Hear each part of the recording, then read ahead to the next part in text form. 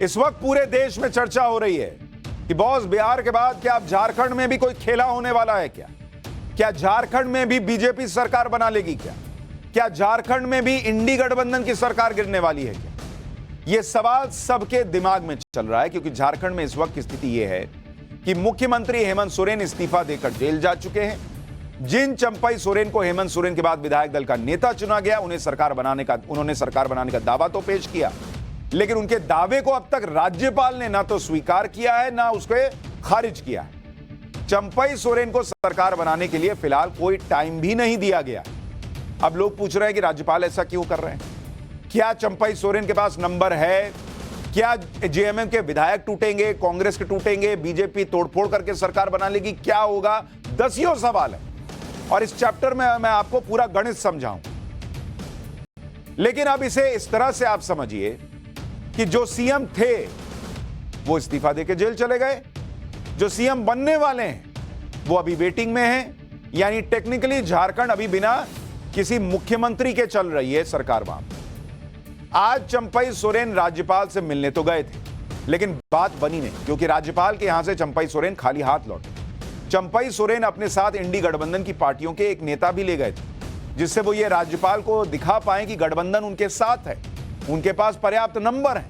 लेकिन राजभवन से निकलने के बाद उन्होंने जो कहा, उससे लगता है कि अभी झारखंड में बहुत खेल बाकी है। सुनिए चंपई सोरेन को, जिन्हें हेमंत सोरेन अपनी गद्दी देकर जेल चले गए, वो राज्यपाल से मिलने के बाद क्या बोल रहे हैं।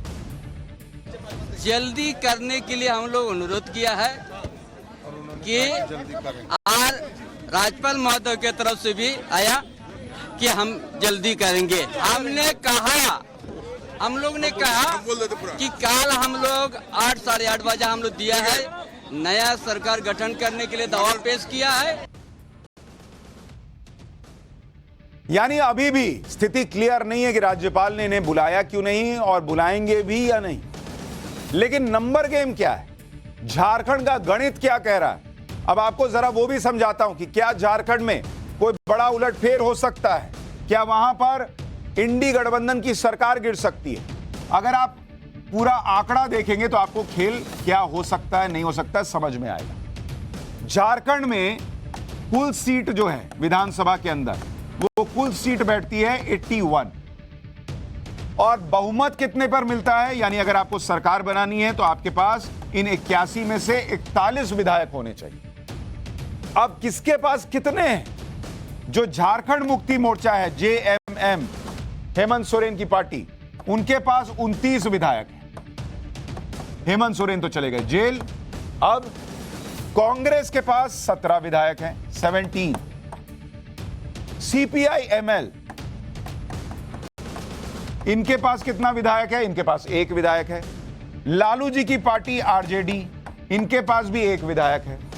यानी इन सब को अगर आप मिला दीजिए तो इस गठबंधन के पास 48 विधायक हैं, जो 41 से 7 सीट ज्यादा है, बहुमत से 7 ज्यादा। अब आपको अगर यह लग रहा है कि जब इंडी गठबंधन के पास नंबर है ही, तो फिर झारखंड के राज्यपाल देरी क्यों कर रहे हैं? इंडी गठबंधन यह सवाल भी पूछ रहा है कि अभी जब नीतीश कुमार इंडी गठबंधन से अलग हुए और बीजेपी के साथ चले गए, तो 5 घंटे के अंदर उन्हें सरकार बनाने के लिए बुला लिया बिहार के राज्यपाल और बीजेपी के साथ शपथ ग्रहण हो गया। यही झारखंड में क्यों नहीं हो रहा बॉस, वो पूछ रहे हैं। और वो भी तब जब जेएमएम के चंपई सोरेन के पास ऑलरेडी नंबर है, वो दिखा रहे कि मेरे पास नंबर है, तो राज्यपाल क्यों नहीं बुला रहे झारखंड में। जेएमएम तो ये दावा कर रही है कि उसके पास नंबर है। राज्यपाल को जो लेटर भेजा गया है उसमें 47 विधायकों के समर्थन का दावा किया गया है।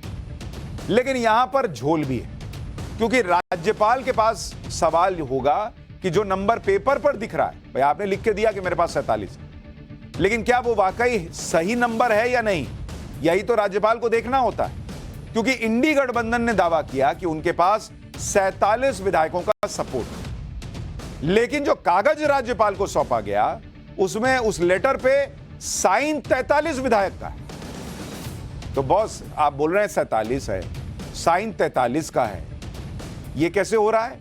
और बहुमत के आंकड़ा 41 से ये सिर्फ 2 ज्यादा है। बताया जा रहा है कि जेएमएम के कम से कम 4 विधायक ऐसे हैं जिनके बारे में कोई जानकारी नहीं मिली, जो आउट ऑफ रीच बताए जा रहे हैं, तभी उनका शायद सिग्नेचर नहीं। इनमें लोबिन हेब्राम का नाम है, रामदास सोरेन है, चामरा लिंडा का भी नाम है। ये अपनी सरकार के खिलाफ आवाज उठाते भी रहे। ये भी खबरें चल रही हैं कि हेमंत सोरेन के बाद सीएम कौन बने, इसे लेकर जेएमएम में बड़ी खटपट हो चुकी है। इंडी गठबंधन ने झारखंड में अपने 43 विधायकों की परेड कराई और उनसे खुद काउंटिंग भी करवाता हुआ एक वीडियो डाला, जिसमें विधायक अपनी हाजिरी लगा रहे, 1 2 3 ऐसे करके गिनती कर रहे हैं कि देखिए हम लोग 43 विधायक। जरा एक बार ये वीडियो देखे, बड़ा इंटरेस्टिंग में है, बीच में ये लोग गिनती भी गड़बड़ा दी है। सुनिए एक बार, देखिए। 1 2 3 4 5 6 7 8 9 10 11 12 13 14 15 16 17 19 20 21 22 23 24 25, 26, 27, 28 29. 30 30 31 32 33 34 36 38 39 40 41 42, 43 43 चंपाई सोरेन जो है एकदम मस्त, एकदम खुश हैं। देखा 43 गिनवा दिया, बीच में थोड़ी काउंटिंग गड़बड़ाई, लेकिन उससे क्या, राज्यपाल के सामने काउंटिंग ठीक रहनी चाहिए और आखिर तक काउंटिंग ठीक रहनी चाहिए।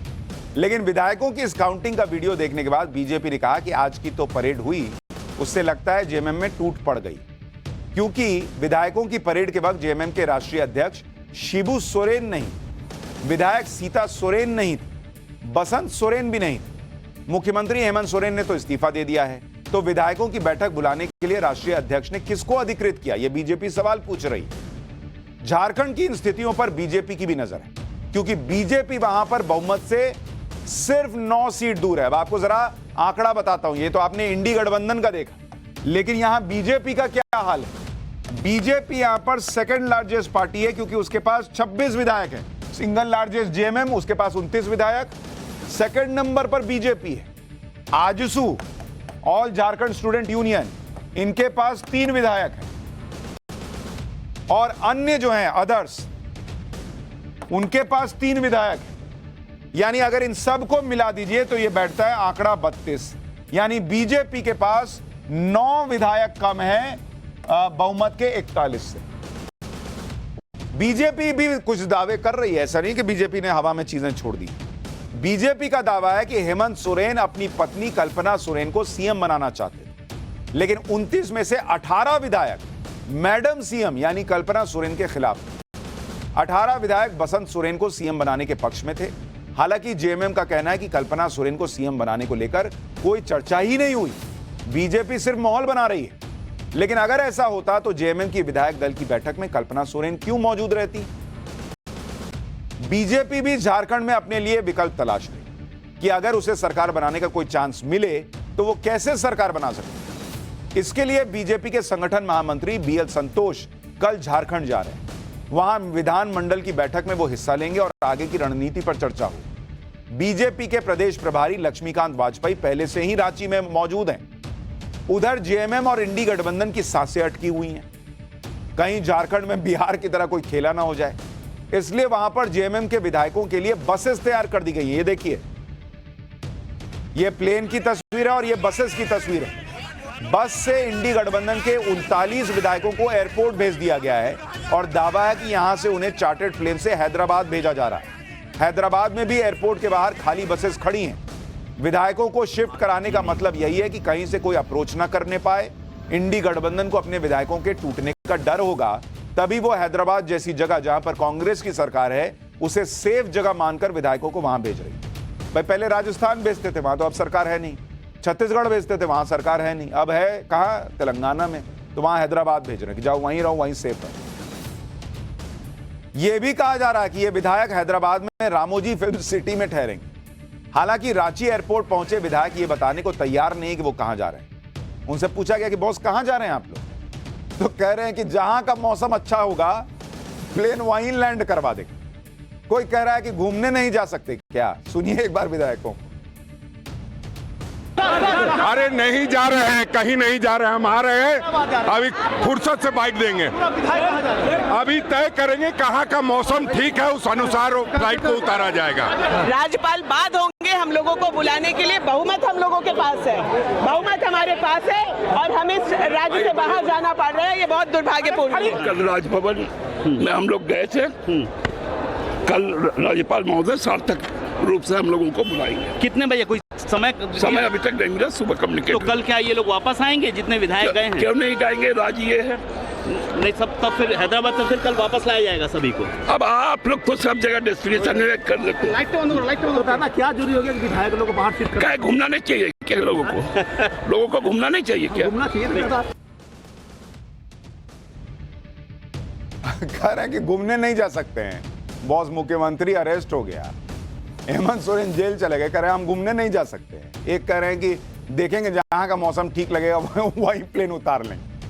मतलब किसी को पता ना चल जाए कहीं जा रहे हैं तो कैसा कैसा जवाब देख रहे, जहां लगेगा ठीक, पायलट को कहेंगे देखते चलो जहां ठीक लग रहा है वहीं उतार लें। पर उतारने की बात तो दूर है, अभी मौसम तो ये खराब चल रहा है कि इनका प्लेन टेक ऑफ ही नहीं हो पाया। खबर इस वक्त ये आ रही है कि ये सारे विधायक वापस सर्किट हाउस लाए जा रहे हैं क्योंकि जिस चार्टर्ड प्लेन में जा रहे थे वो प्लेन ही टेक ऑफ नहीं कर पा रहा मौसम की वजह से। तो मौसम देख के उतरना था, लेकिन मौसम देख के पहले सब प्लेन में भी तो चढ़ना था, प्लेन ही नहीं टेक ऑफ हुआ। झारखंड में तो ये खेल चल रहा है, लेकिन हेमंत सोरेन का क्या हो रहा है वो भी आपको देखना चाहिए। हेमंत सोरेन को आज ईडी कोर्ट लेकर आई, उनकी 10 दिन की रिमांड मांगी गई, लेकिन कोर्ट ने फैसला सुरक्षित रखा है कि ईडी को रिमांड देंगे या नहीं देंगे, ये अभी नहीं बताया। ईडी की रिमांड से पहले हेमंत सोरेन को फिलहाल आज की रात जेल में बिताना होगा। इंडी गठबंधन के लोग हेमंत सोरेन की गिरफ्तारी पर विक्टिम कार्ड खेल रहे हैं, आदिवासी कार्ड खेल रहे हैं। हेमंत सोरेन को गिरफ्तारी के बाद आज जब ईडी की टीम ने कोर्ट में पेश किया तो वो ऐसे रिएक्ट कर रहे थे जैसे मानो वो कोई जंग जीत कर आए। किसी स्टार नेता की तरह हेमंत सोरेन हाथ हिलाते हुए कोर्ट के अंदर गए। उन्हें देखकर कहीं से भी ये नहीं लग रहा था कि सीएम रहते हुए उन पर इतने गंभीर आरोप लगे हैं और उन्हें इसकी कोई परवाह। ऐसा लग रहा है कि खुद हेमंत सोरेन भ्रष्टाचार के मामलों को बैज ऑफ ऑनर की तरह ले रहे हैं, जबकि हेमंत सोरेन पर जो आरोप लगे हैं वो कोई मामूली आरोप नहीं है। सेना की जमीन तक पर अवैध कब्जा कर लेने का आरोप लग रहा है।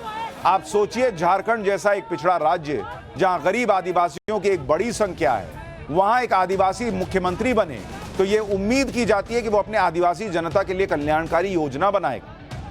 और यहां उसी आदिवासी मुख्यमंत्री पर इतने गंभीर आरोप लग रहे हैं कि वो तो सरकारी जमीन की लूट की योजना बना रहे थे, और इसका जवाब देने की बजाय पहले वो ईडी के सवालों से दूर जाते रहे। और अब जब गिरफ्तारी हो गई तो हेमंत सोरेन, जो पहली बार 38 साल की उम्र में मुख्यमंत्री बने, वो अब यहां पर इस तरह से माहौल बना रहे हैं जैसे कितना बहुत देश के लिए कुछ सेवा करके आए। अच्छा, 38 साल की उम्र में मुख्यमंत्री बने तो बहुत लोगों को राज्य के सबसे युवा मुख्यमंत्री से बहुत उम्मीद थी कि भाई कुछ बदलाव लाएंगे, लेकिन जैसी उम्मीद थी वो तो वहां उसका सब उल्टा होता हुआ दिख रहा है। हेमंत सोरेन भले ही खुद को जननायक की तरह पेश करना चाह रहे हैं, ईडी का दावा है कि उनके पास हेमंत सोरेन के खिलाफ पुख्ता सबूत है। हेमंत सोरेन की रिमांड कॉपी और अरेस्ट मेमो के मुताबिक हेरा फेरी से हड़पी गई कई जमीनों पर हेमंत सोरेन का कब्जा है। ईडी को हेमंत सोरेन की अवैध संपत्तियों के बारे में जानकारी revenue sub inspector Bhanu Pratap के मोबाइल से मिली। भानु प्रताप ही सोरेन की जगह पर इन संपत्तियों का हिसाब किताब रख रहा है। ईडी को 12 जमीन के टुकड़ों की लिस्ट मिली जिसका एरिया 8.5 एकड़ है। ईडी के मुताबिक ये 8.5 एकड़ जमीन अपराध से कमाई गई आय का हिस्सा है। ईडी कह रही है कि जांच में कई लोगों ने अपने बयान में बताया कि ये जमीन के टुकड़े हेमंत सोरेन ने अवैध तरीके से कब्जाए। ईडी ने खुद भी इन जमीनों का सर्वे किया, ये पता चला कि इन जमीनों पर हेमंत सोरेन का अवैध कब्जा है। ईडी को हेमंत सोरेन के दिल्ली वाले घर में छानबीन के दौरान 36 लाख रुपए से ज्यादा का कैश और जमीन के दस्तावेज भी मिले हैं, ये ईडी दावा कर रही है। ईडी की जांच में पता चला कि हेमंत सोरेन सब कुछ जानते हुए इन जमीनों के अधिग्रहण और कब्जा करने में सीधे तौर पर जुड़े हुए हैं। तो ईडी के आरोप गंभीर हैं, हेमंत सोरेन जेल में हैं, और माहौल देखिए जरा। गिरफ्तारी से पहले भी हेमंत सोरेन ने इमोशनल आदिवासी कार्ड खेला और एक वीडियो जारी कर खुद को पीड़ित बताने लगे और कहा कि अब ऐसे तंत्र के खिलाफ लड़ना होगा जो निर्दोष आदिवासी के साथ अत्याचार करते हैं। एक बार सुनिए गिरफ्तारी से ठीक पहले हेमंत सोरेन ने क्या कहा। आज एक लोकप्रिय सरकार, एक आदिवासी अपने ताकत के बल पर जीतकर राज्य की जनता का सेवा कर रहा था। आज लगता है ये वक्त अब मेरे लिए खत्म हो रहा है। अब एक नई लड़ाई हमें लड़नी पड़ेगी, ऐसे सामंती विचारों के साथ और ऐसे तंत्रों के साथ जो निर्दोष लोगों को, गरीब, निरीह आदिवासी, दलित, पिछड़ों के ऊपर जो अत्याचार करते हैं। लेकिन हेमंत सोरेन को लेकर इंडी गठबंधन जो आदिवासी कार्ड खेल रहा है वो चलने वाला नहीं है, क्योंकि आदिवासियों का बड़ा समर्थन नरेंद्र मोदी ने अपने काम से हासिल किया। अगर आप आदिवासी वोट का गणित देखेंगे तो जो आदिवासी वोट है वो नरेंद्र मोदी के नाम पर कैसे बीजेपी को मिलता है, आप ये देख लीजिए। क्योंकि इस वक्त देश की राष्ट्रपति भी इसी समाज से आती है। 2009 में ये बीजेपी को बता रहा हूं, बीजेपी को आदिवासी वोट 2009 में 24% मिला था, 24%। और 2019 आते आते नरेंद्र मोदी के नाम पर ये 44% हो गया, 44%, यानी प्लस 20% वोट। यानी भर भर के आदिवासी नरेंद्र मोदी के नाम पर वोट करता है। और कांग्रेस के लिए क्या स्थिति है आपको पता है? कांग्रेस को 2009 में 38% आदिवासियों का वोट मिला, जो 2019 में घटकर 31% रह गया। झारखंड में आदिवासी वोट 2019 का चुनाव जो हुआ था, उसमें अगर आप देखेंगे कि झारखंड में क्या हुआ था, झारखंड में आदिवासी वोट, इसका हिसाब भी देख लीजिए, क्यों आदिवासी कार्ड यहां नहीं चलेगा। एनडीए को नरेंद्र मोदी के नाम पर 65% आदिवासियों का वोट मिला था, ये 2019 का बता रहा हूं, 65%। और जो आज का इंडी गठबंधन है उसको अगर आप देखिएगा तो उसको मात्र 29% वोट मिला। तो नरेंद्र मोदी के नाम पर आप आदिवासियों को चाहिएगा कि हम जो है भड़का दें और बांट दें, ये होता हुआ दिख नहीं रहा है। लेकिन झारखंड में अभी बहुत कुछ होना बाकी है, और वहां क्या होगा वो हम आपको लगातार पाठशाला में बताता रहेंगे। पाठशाला में अब उस राजा का चैप्टर जिसके पास भारत के बजट से भी